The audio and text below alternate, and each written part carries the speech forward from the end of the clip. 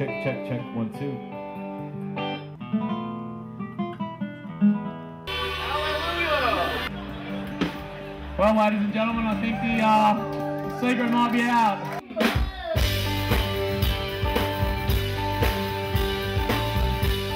G'day, my name's Marty Marr. I'm the organiser of the Aireys Inlet Open Mic Music Festival. Started the festival 3 years ago. I just wanted to have a music festival in our town, and because the one thing small towns and small communities need is a way to engage, and music crosses all boundaries and gets everyone involved. And I want the open mic format is something that everyone can participate in. But as it's turned out, it's really grown in popularity. In the first year we had really not much budget at all.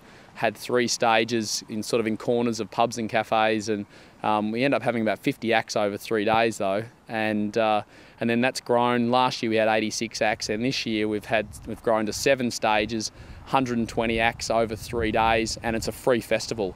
So people really appreciate that. But what's happened is that our younger members of our community have been really inspired to pick up their instruments and join in with their mates and play instruments, and we've got a whole sort of aspirational hierarchy happening where the younger guys are watching the older guys. If you go to some of the bigger band nights like we had last night, you'll see that all the front rows are all the younger kids, and they're just so inspired to play music, which is great. And this year we're fortunate enough that we've got Colin Hay coming down to play. He really liked the idea of supporting aspiring talent and what we're trying to achieve here, and so he's coming, and which I think is fantastic. And he's not getting paid; he's just coming to support it, bringing his whole band, and there'll be 1,000 people there today.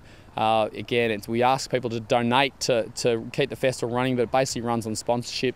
I think the future of the festival is more workshops, so there's an educational aspect to it, and try and get sponsors to sponsor those workshops. So I think that's probably the way to go. We've just seen a great harmonica workshop, and which was 50 people there. That'll grow next year. He's definitely going to come back. So I think that's probably the future of the event, to have that educational aspect to it. But it's cheap to run. The budget for this year was 7 stages and 120 acts is $25,000. So it's a really accessible format that a lot of rural communities, in my opinion, could probably benefit. I know our community has definitely benefit from it, and we look forward to exciting things in the future. Okay, just an update for the 2011 Aireys Inlet Open Mic Music Festival. We've had a great year so far, and we've added another stage this year, so we've got 8 stages. We've had 160 acts performing, so we've got Sunday morning, we've got the workshops going on. We've added 3 new workshops this year. You can see the African drumming workshop going on behind. We've had a jazz rock drumming workshop. We've also had a songwriting workshop, and the harmonica workshop is as popular as ever. Probably the highlights for me so far has been the young performers.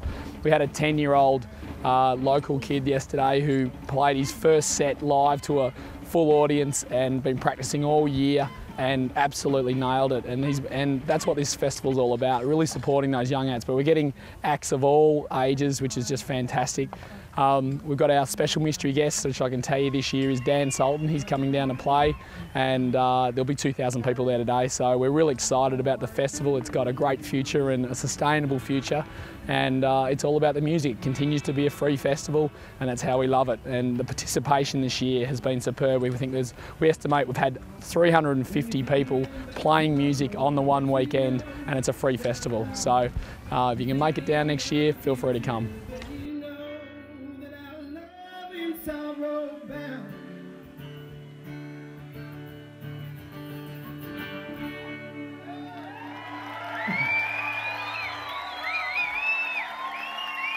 Well, thank you very much.